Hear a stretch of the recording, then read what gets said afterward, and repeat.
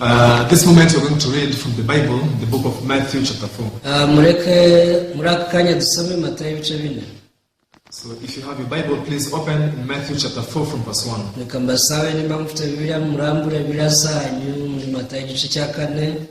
We will read verse 1 up to verse 11. So if you are there, I will read. Then Jesus was led up by the Spirit into the wilderness to be tempted by the devil. And when he had fasted 40 days and 40 nights, afterwards he was hungry.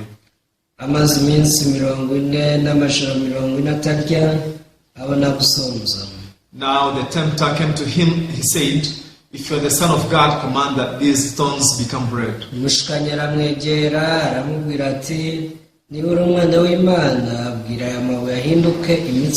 But he answered and said, "It is written, man shall not live by bread alone, but by every word that proceeds from the mouth of God."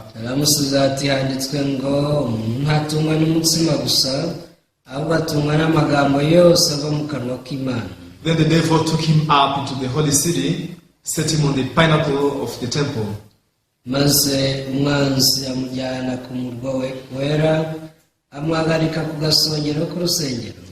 And said to him, "If you are the Son of God, throw yourself down, for it is written, he shall give his angels charge over you, and in their hands they shall bear you up, lest you dash your foot against the stone."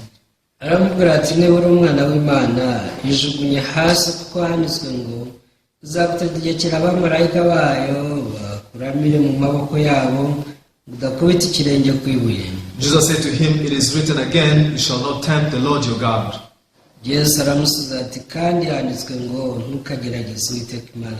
Again the devil took him up on an exceedingly high mountain and showed him all the kingdoms of the world and their glory.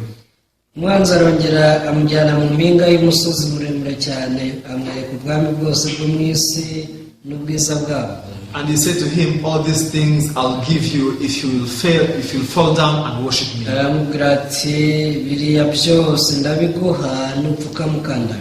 Then Jesus said to him, "Away with you, Satan, for it is written, you shall worship the Lord your God, and him only you shall serve."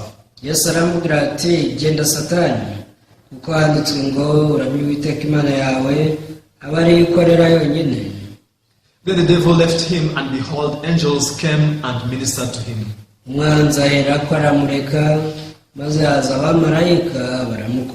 Yes. So we have read the words up to verse 11. So as we're believing in God, now we can see that there is a way that God has set. We're not supposed to believe in God however we want. So what does the Bible want to teach us? If we meet the heart of God in the Bible, so believing in God will be very easy, and overcoming all troubles and challenges will be very easy. Before I received salvation, I used to think, if there is something very difficult in this world, it is to become righteous. For a human being to go to heaven is something very hard, more difficult than anything ever. However, when I met the heart of God in the Bible, do you know how my thoughts changed? Now today I say that becoming righteous is the most easiest thing in the world. For a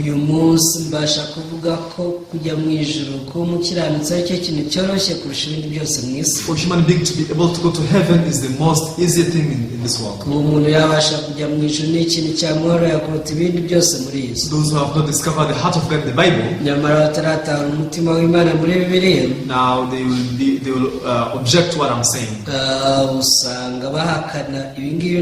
They will say, "No way, it is very difficult."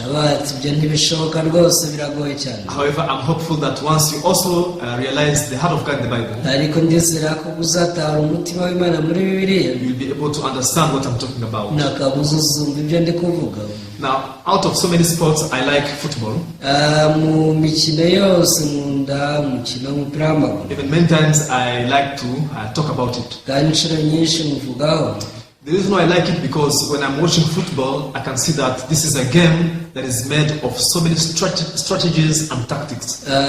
Impamvu nkunda uyu mukino ni uko ndi kureba mbona ko ni umukino urimo amayeri menshi ndetse n'uburyo bwinshi. Especially when we talk about modern football. By'umwihariko iyo tuvuga ku mukino w'amaguru wateye imbere. Now, if you understand how one match is prepared, iyo wumvishe uburyo bategura umukino umwe, it is something very amazing. aba ari ibintu bitangaje. Now, before playing with the opponent, mbere yo gukina n'indi kipe, some days ahead of the game, hari ibikorwa mbere y'umukino. now the team has to do the investigations. Ikipe igomba gukora itohoza. Now they have to investigate how many players are in the injury from the opponent, how many are fit to play. Bagomba gutoza bakamenya abakinnyi bari bukine nabo, bakamenya bavunitse muri bo n'ibibazo bafite. And also they have to watch, the previous videos of the games of the opponent. Kandi bagomba no kureba iyo kipe bagiye guhangana imikino bakinye mbere, bakareba video zayo. Now they analyze each and everything, how they play and how they build up their game. Bagenda basesengura buri kantu kose ko bakina, uko bagenda bubaka umukino wabo. Now in some cases, the opponent is very strong. Mu bice bimwe usanga ikipe bahanganye ikomeye. And in football, something called ball possession is very important. Ubundi mu mukino w'umupira w'amaguru kwiharira umupira ni ikintu cy'ingenzi. Now if the opponent has a very high technique of ball possession, iyo uwo muhanganye afite ubushobozi bwo kwiharira umupira igihe kirekire, sometimes it is very foolish for you to run after him. rimwe na rimwe aba ari ubupfapfa kumwirukaho. Why? Because you'll be very tired. Kubera ko urananirwa. Then you lose very easily. Icyo gihe rero utsindwa mu buryo bworoshye. Now some wise coaches, some wise managers, rero abatoza b'abahanga, they don't need to run after the team that has a very strong ball possession. icyo gihe ntabwo baba bagikeneye kwiruka inyuma ikipe bari guhangana nayo kandi ifite ubushobozi bwo kwiharira umupira. Now they let them play however they want and they just wait them before their goal. Icyo gihe barayireka ikagumana umupira uko ishatse, bakayitegerereza ku izamu ryabo. Now almost like 80% of the players now they go into defensive field. Icyo gihe nka 80% bigumira mu kibuga cyo kurinda izamu. So in this time, muri icyo gihe, now the team has to play what they call counter-attack. Muri icyo gihe ikipe noneho ikina ibyo twita counter-attack, which means now you let the opponent now distribute the balls and play however they want. bivuze ngo ureka ikipe muhanganye igakina gusabanyiza umupira uko ishatse. And now by just one mistake, ariko bakora ikosa rimwe gusa, after they lose the ball, when you get it, mu gihe batakaje umupira ukawushyikira, now your team has to play long passes and running at a very high speed into their domain. ikipe yawe igomba guhita ikina itanga imipira miremire yirukanyira mu izamu ry'iyo muhanganye. And now in most cases, because many players of the opponent have come to a goal, kandi inshuro nyinshi kubera ko abakinnyi benshi b'iyo kipe muhanganye baba baje mu izamu ryabo. now at the moment of the counter-attack, they don't have many people in the defensive area. iyo batunguye ujya kubatsinda, icyo gihe ntabwo baba bagifite abakinnyi benshi barinda izamu ryabo. So this is one of the tactics that football managers use to win the games. aya ni amwe mu mayeri abatoza bakoresha kugira ngo babashe gutsinda umukino nk'uyu. Now as I was thinking about this, it is exactly the same also with the faith life. nicyo kimwe n'ubuzima bw'umwuka tubaho. Now as we are living in our faith life, we also have an opponent. iyo turi kubaho ubuzima bw'umwuka tuba dufite uwo duhanganye nawe. Who is that opponent that does not want us to receive the God's blessing? ese ninde duhanganye tuza kwakira imigisha y'Imana? Who is that opponent that wants to stop us from going to heaven? uwo ninde ushaka kuduhagarika ngo tutajya mu ijuru? That is Satan. ni Satani. That's why we need also to investigate and learn how Satan works. niyo mpamvu tuba tugomba gusesengura tugatoza tukamenya uburyo satani akora. If we clearly understand how Satan works, uramutse wumvishe neza ko satani akora, now we cannot fall into his traps. ntabwo rwose waba ukiguye mu mitego ye. Whenever he deceives us, igihe cyose agushotse, we may know how to counterattack. icyo gihe uzamenya uburyo umusubizo. Now we see Eve being deceived by Satan in the book of Genesis chapter 3. Tubona uburyo satani yadushutse mu itangiriro ibice bitatu. Because of time, I cannot talk, in detail about this story, how he deceived Eve. kubera umwanya muto ntabwo nabasobanura uko yashutse Eva. However, I can just say that Eve was deceived because she did not have the word of God in her heart. ariko Eva yashutswe kuko nta jambo ry'Imana ryari mu mutima we. Now, the word of God was not clear in her heart. mu mutima w'ijambo ry'Imana ryari risobanutse. Now, when Satan was spying to Eve, ubwo satani yatangiraga gutata Eva, immediately he realized that Eve does not know the word of God exactly. yahise atahura ko Eva atazi ijambo ry'Imana neza. Then Eve is very suitable to be deceived. uko niko Eva yahindutse umuntu uryoheye gushukwa. I was shocked because Satan did not approach Adam. Narikanze nibaza impamvu satani ategereye Adamu. Do you know why? ese mwamuyizi? Because Adam knew the word of God accurately. Adamu yari azi ijambo Imana yamubwiye mu buryo butomoye. In the book of Genesis chapter 2 verse 16, mu itangiriro ibice 2:16, God spoke to Adam directly. Imana yibwiriye Adamu imbonankubone. And at that moment, Eve was not yet created. ubundi icyo gihe bari atararemwa. So now Satan knew very well Adam knows the word of God. That's why he could not dare to approach him. Iyo satani yari azi neza ko Adamu azi ijambo ry'Imana, niyo mpamvu atari we yegereye. But also he was not sure whether Eve, understood the word of God exactly or if she has a confusion. gusa ntiyari anabizi ko Eva atazi neza ijambo ry'Imana cyangwa arizi. Now by approaching Eve, now he was asking questions, spying on her. ariko ubwo yamwegeraga atangiye kumwibarishwa utubazo kugira ngo amutate.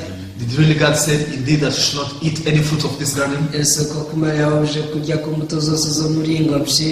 If they don't eat any fruit from the garden, how can they survive? ese ubwo batariye urubuto na rumwe rwo mu ngobyi babaho bate? It's a very foolish question. ni cyari ikibazo cy'ubupfapfa. But his purpose, he was spying on Eve. ariko yari afite intego yo kutata Eva. Then Eve replied and said, Eva yaramushubije, no, we're allowed to eat, the fruits of the garden, except the tree that is in the midst of the garden. ati oya twemererwa kurya imbuto zose zo muri iyi ngobyi keretse igiti kiri hagati mu ngobyi. God said we shall not eat it, nor touch it,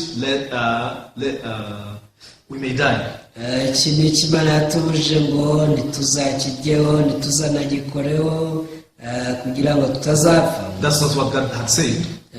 ibyo si ibyo Imana yari yaravuze. That's totally different from what God said. ubundi bihabanye rwose n'ibyo Imana yari Then yavuze. from this time Satan realized, surely Eve does not know the word of God. ako kanya satani yaramenye ati ni ukuri Eva ntazi ijambo ry'Imana. Eve is in a very good position for me to deceive her. Eva rwose ni umuntu mbasha gushuka mu buryo bworoshye. That's how Eve was easily deceived by Satan. uku niko byoroshye cyane gushukwa na satani. In the same way also, nicyo kimwe if we don't know the word of God exactly, igihe tutazi ijambo ry'Imana neza, then it is very easy for us to be deceived by Satan. biroroshye gushukwa na satani. Why?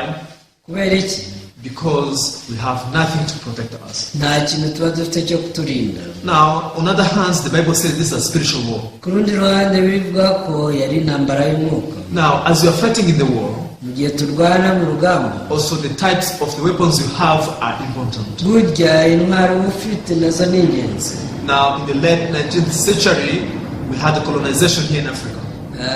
mu kinyejana cya 19 kijya gushira twagize ubukoroni muri Afurika. Now, there are many Westerns who are coming, invade our territory and colonizing so many territories of Africa. muri icyo gihe abanyaburayi baraje bigarura ibihugu bya Afurika. Now, as we learn the history, igihe twiga amateka, now in some parts of Africa, people tried to resist. bimwe mu bice bya Afurika abantu bagerageje kwirwanaho. Now, in some kingdoms, they, tried to fight against the colonialists. hari ubwami bumwe na bumwe bwagerageje kurwanya abakoroni.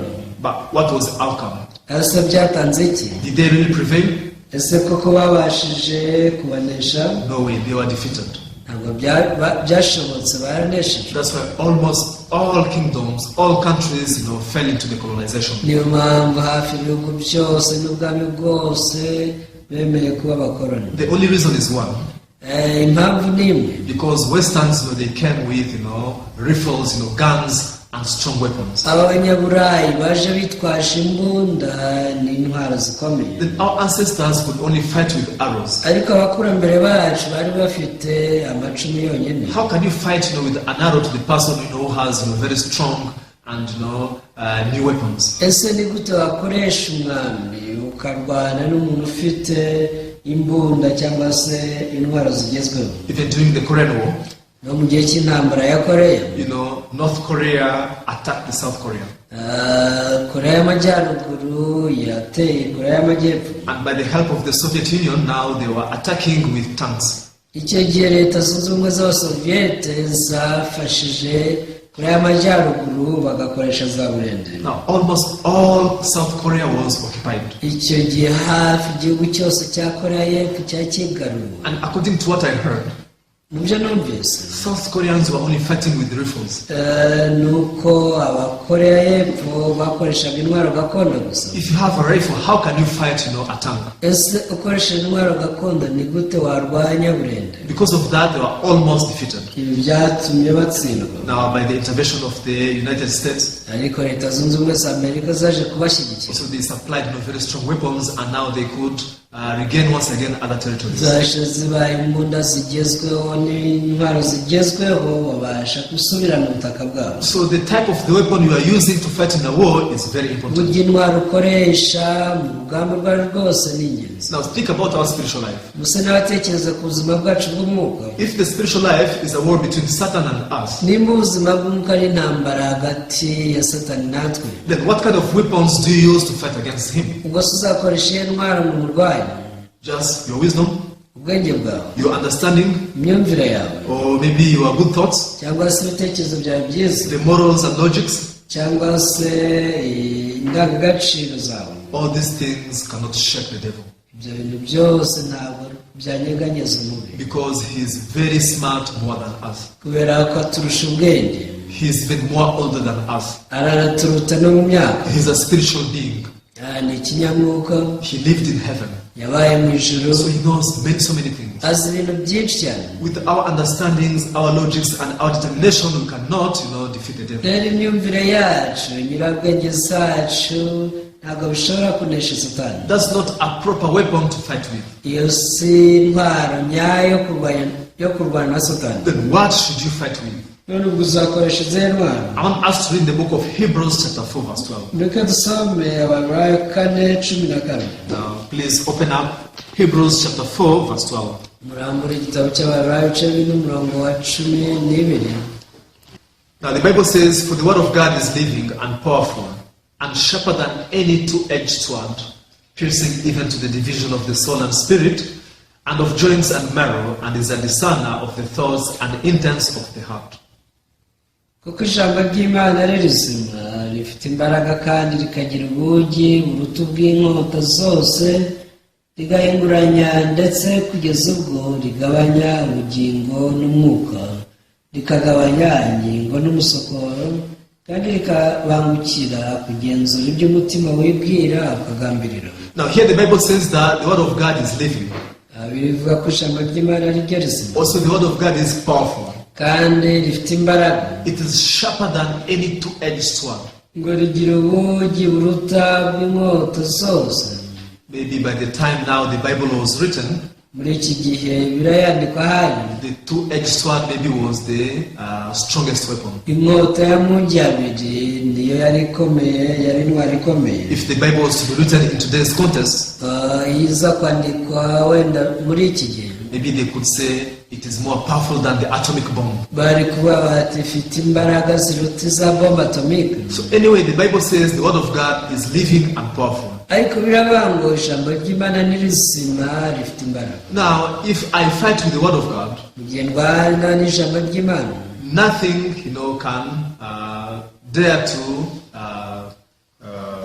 defeat the word of God. nta kintu na kimwe cyabasha kunesha ijambo ry'Imana. There is nothing the word of God cannot, prevail. nta n'ikintu ijambo ry'Imana ryananirwa guhangwa, Because it is powerful than any other thing. kubera ko rifite imbaraga kurusha ibindi byose. So now the story that we read today rero inkuru twasomye none in the book of Matthew chapter 4. muri Matayo ibice 4, Now we see how Satan even dared to deceive Jesus. tubona Satani yarahangaye no gushika Yesu. So now here the Bible is explaining to us the working of Satan. ubu Bibiliya bidusobanura imikorere ya Satani. Now if you look closely, Matthew chapter 4. witegereje neza Matayo igice cya 4, So Jesus had spent 40 days and nights at the mountain fasting. Yesu Praying. yari amaze iminsi 40 n'amajoro 40 ku musozi yize ubusa. Then verse 2 says something that happened. hari ikintu Bibiliya ivuga cyabaye mu murongo wa 4. And when he had fasted 40 days and 40 nights, afterwards he was hungry. Umurongo wa 2, amaze iminsi 40 n'amajoro 40 atarya abona gusonza. Jesus was hungry because, of course, he had a flesh like any one of us. Yesu yari afite umubiri nk'undi wese muri twebwe, niyo mpamvu yasonje. Next verse now, the tempter came to him, he said. rero mu murongo ukurikira uravuga ngo umushukanyi yaramwegera aramubwira ati, So Satan never missed this chance. Satani yigeze atakaza aya mahirwe. When did he approach Jesus? niryo yari yegereye Yesu. The Bible says that when Jesus was hungry, bivuga ko n'igihe Yesu yari amaze gusonza, after spending 40 days and nights at the mountain, nyuma y'amajoro 40 n'iminsi 40 ari ku musozi atarya atanywa, after he was hungry, that's when Satan came to him. amaze gusonza Satani yaramwegereye. Satan, he never missed this chance. Satani ntajya atakaza amahirwe nk'ayo. Now, whenever we are weak, igihe cyose turi mu ntege nke, weak in terms of flesh, yaba mu buryo bw'umubiri weak even in terms of spirit, cyangwa mu buryo bwa roho, now he wants to attack us at that moment. aba ashaka kudutera muri icyo gihe. Then what did he say to Jesus? iki yabwiye Yesu, If you are the Son of God, command these stones to become bread. yavuga ati, nimba uri umwana w'Imana, abwira aya mabuye ahinduka imitsima. Do you think it's this difficult for Jesus? ese utekereza ko icyari kigoye Yesu? Jesus now, he fed 5,000 people with, 5 barley loaves and 2 fish. Yesu wahagije abantu 5,000 akoresheje amafi 2 n'imigati. So now, turning the stone into bread was something very simple. guhindura amabuye imigati byari ibintu bimworoheye cyane. In 1 second, Jesus would have done that. mu isegonda rimwe ibyo yari kubikora. I think if I were Jesus, nikiza kuyoma ndi Yesu, I would say to Satan, narabwiye Satani, hey, do you know my power? ese wabuze imbaraga mfite? Do you know how mighty things I can do? ese uzi ibikomeye mbasha gukora? Now we're talking about, changing this stone into bread. none guhindura amabuye imigati, Let me change this stone into 5,000 bread. reka noneho mpindura amabuye yakoremo imigati 5,000. Just in 1 second, I do this miracle and I show him. mu isegonda rimwe nayo gukora icyo gitangaza na kimwe. But that's not how Jesus did. ariko siko Yesu yabigenje. How did Jesus do? Yesu yakoze iki? This is a very important lesson in our life. iri ni isomo rikomeye mu buzima bwacu. We can see verse 4. turebe mu murongo wa 4. But he answered and said, It is written, man shall not live by bread alone, but by every word that proceeds from the mouth of God. aramusubiza ati, handitswe ngo umuntu ntatungwa n'umutsima gusa, ahubwo atungwa n'amagambo yose ava mu kanwa k'Imana. Now we can see Jesus, now he replied back with the word of God. dushaka kubona ko Yesu yasubirishije ijambo ry'Imana. Jesus replied with the written word of God. yasubirishije ijambo ryanditse ry'Imana.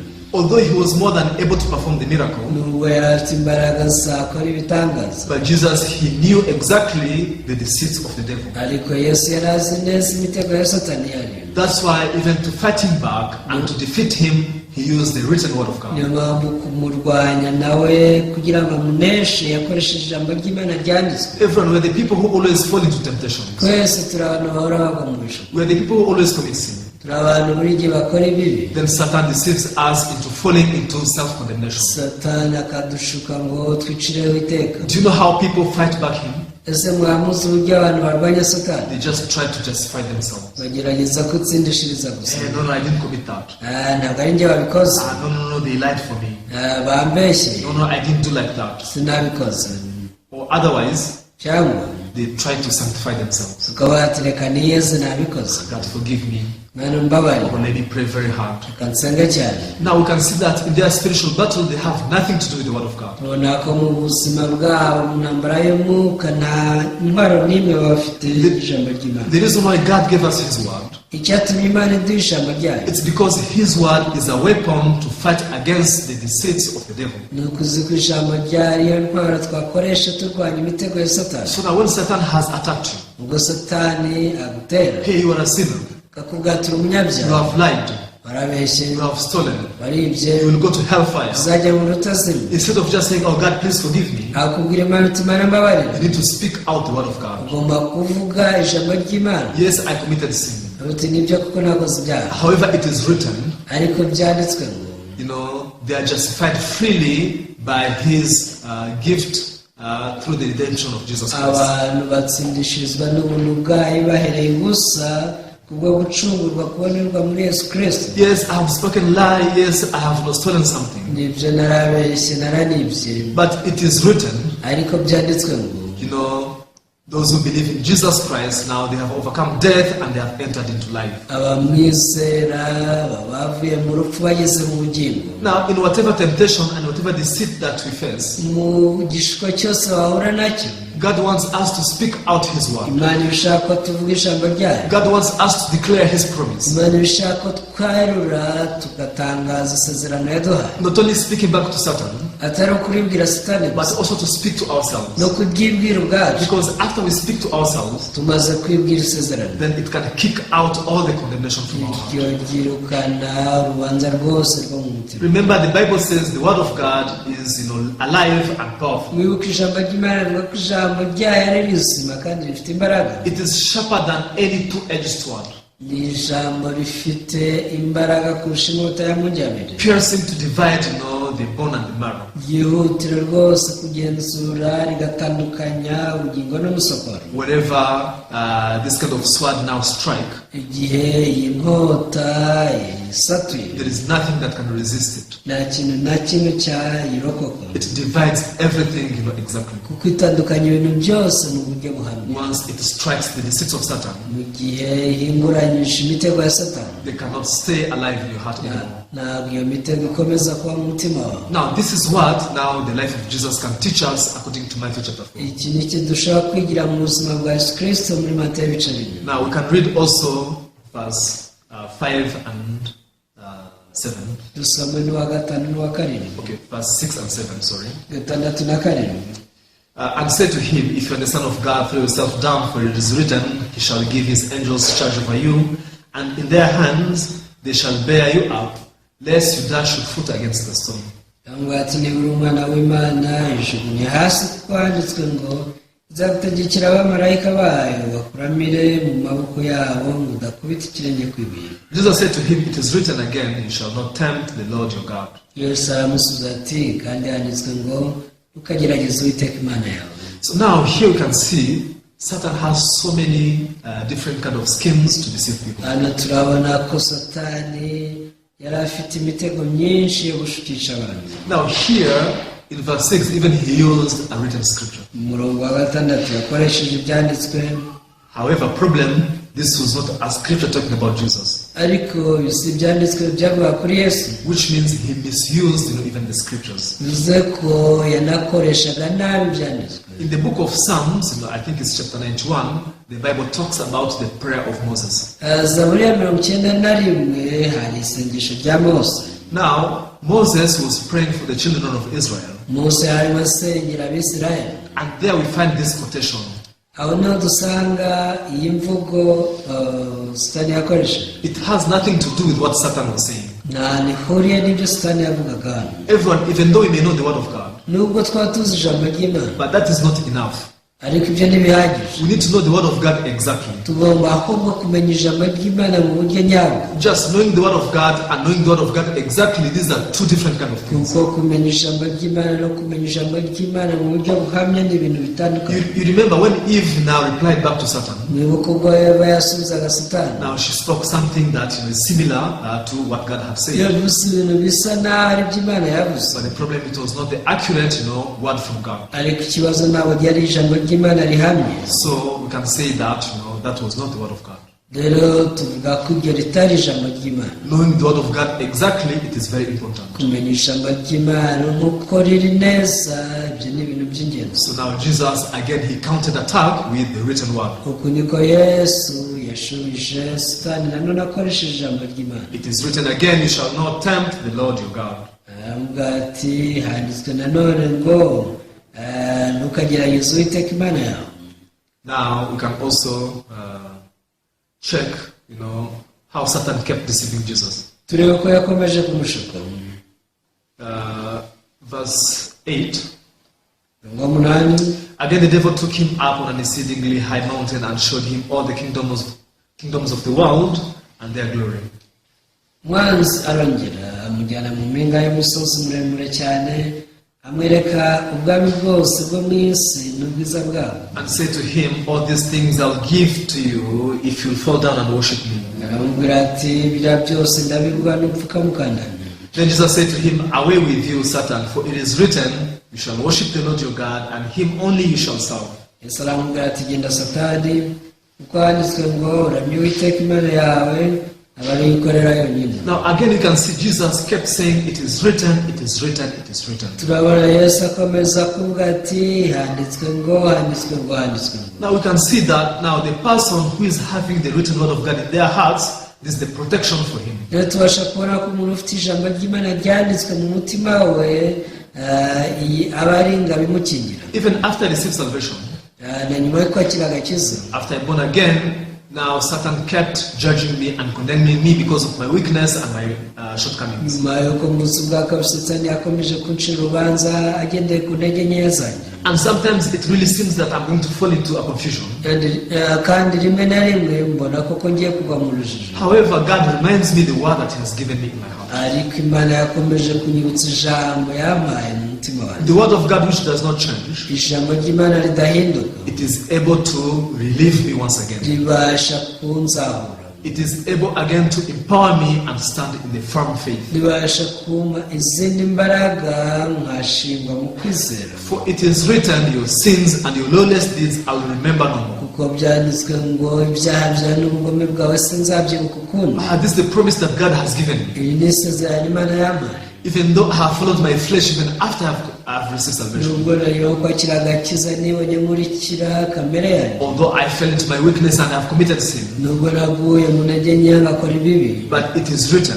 Ariko handitswe ngo. Hebrews chapter 10 verse 17. Abaye 10:17. Your sins and your lawless deeds I will remember no more. Ibyaha byawe n'ubugome bwawe sinzabyibuka ukundi. Or if God will not remember my sin anymore, none nimba Imana itazibuka ibyaha byanjye ukundi, then I want to be condemned.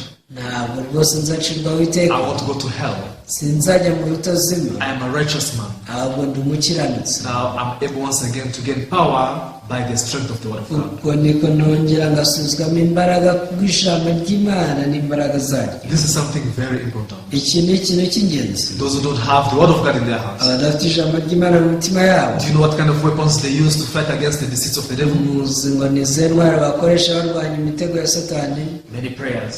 amasengesho menshi, Just fasting. kwiyiriza, Helping others. gufasha abantu.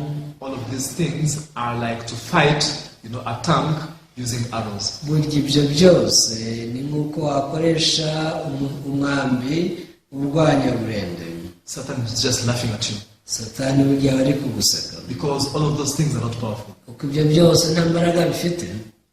Us helping others, us praying very hard, devoting ourselves to the church, all these things cannot, defeat the devil. kwitangira abandi, kubafasha, kwitangira gukora imirimo y'itorero, amasengesho menshi, kwiriza ubusa, ibyo bintu byose ntabwo rwose byarwanya Satani. The word of God is the strongest weapon. ijambo ry'Imana niryo rifite imbaraga kuruta ibyo byose. I will read one verse and end. reka nsome icyanditswe cy'iminsozi. We can read in the book of Revelations. igitabo cy'ibyahishuwe. Revelations chapter 12 verse 10 to 11. ibyahishuwe Chapter 12 igice cya 12 verse 10 to 11. dusoma umurongo w'icumi tugeze kwa 11. Then I heard a loud voice saying in heaven, now salvation and strength and the kingdom of our God and power of his Christ have come. For the accuser of our brethren who accused them before our God day and night has been cast down. numva ijwi rirenga rivugira mu ijuru riti, noneho agakiza karasohoye, gasohoranye n'ubushobozi n'ubwami bw'Imana yacu n'ubutware bwa Kristo wayo. uko umurezi wa bene data ajugunywe hasi wahoraga abarega ku manywa na nijoro imbere y'Imana yacu. Then verse 11. 11. And they overcame him by the blood of the Lamb and by word of their testimony, and they did not love their lives to the death. Nabo bamunesheje amaraso y'umwana w'intama n'ijambo ryo guhamya kwabo, ntibakunda amagara yabo, ntibanga no gupfa. Now here in the book of Revelation, the Bible is prophesying what will happen at the ends of the day. Now you can see Satan is being cast down and be thrown. Then the Bible talks about the people who overcame him. How did they overcome him? The Bible says by the blood of the Lamb. That means by the blood of Jesus. The blood of Jesus washed away all of us who are destined to be cut down and to be thrown together with Satan. But how were we disconnected from him? We were disassociated from him, by the blood of Jesus. The blood of Jesus now made us one with God. Not our prayers, not our works. The blood of Jesus. And now here the Bible says, and by the word of their testimony. What is the word of their testimony? This is the word that were promised by God. Then, when the word were promised by God, we testify it. The devil will shut his mouth, he will not say anything else.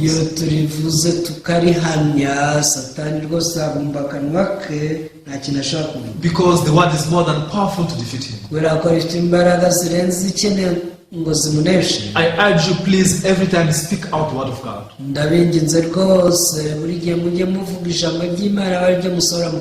Don't speak your situation. Today many believers are deceived into speaking the situation. Oh, I have committed sin, therefore I am a sinner. I have done something wrong, therefore I will go to hell. If you are like this, you are not a believer of God. You are the believer of your situation. What about the believers of God? Yes, I have committed sin, but I'm not a sinner. For it is written that your sins and your lawless deeds I'll remember no more. Now this is the testimony. It's the word of the testimony. And it is the testimony which is based on the written word of God. In everything that you face, in sin problem, in your spiritual life, anything that you face, if you keep testifying, speaking the word, written word of God, you will be more than conqueror. For this is the promise of God. I really hope that we may not be bound by the deceits of the devil.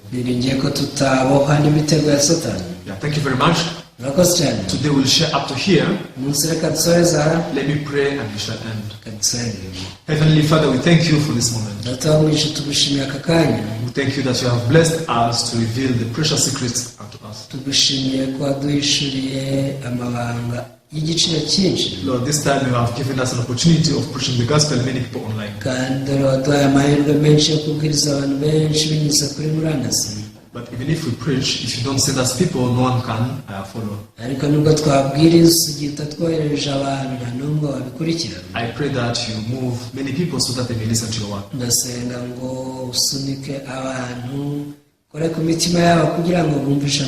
You desire all people to be saved and none to perish. Therefore, allow them, Lord, to meet this precious gospel.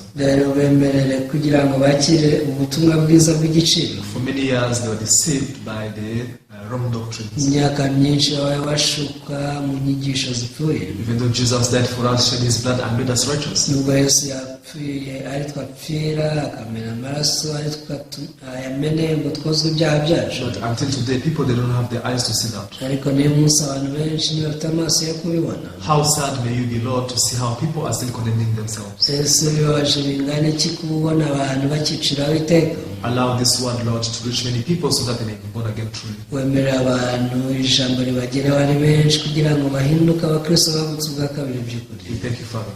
data turagushimiye. We pray all these things in the name of Jesus. ibi byose tubisabye mu izina rya yesu. Amen. amen. Yeah, thank you very much. urakoze cyane. Yeah, I hope we can meet next time. ngiye ko tuzasubira ubutaha.